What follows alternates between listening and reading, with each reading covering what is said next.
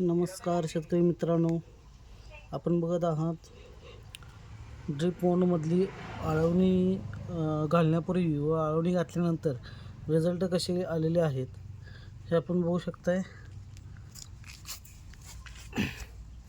यामध्ये दोन पार्टमध्ये आळवणी घातली होती।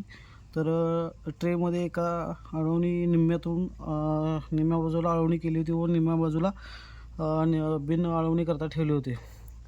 तर ज्या साईडला आळवणी केली होती त्या साईडला आपण रिझल्ट बघू शकता, कशा पद्धतीने पांढऱ्या मुळ्यांची वाढ, पानाची रुंदी वगैरे कशी आलेली आहे, काळोखी कशी आलेली आहे हे बघू शकता।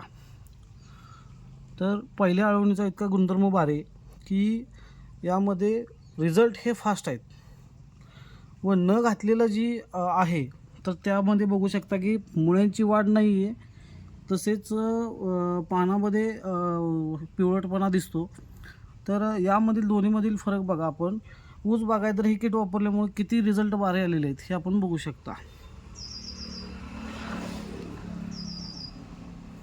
तर सर्व शेतकऱ्यांनी ऊस बागायतर हे किट जरूर वापरून पाहावे। धन्यवाद व आपले उत्पादन वाढवावे। धन्यवाद।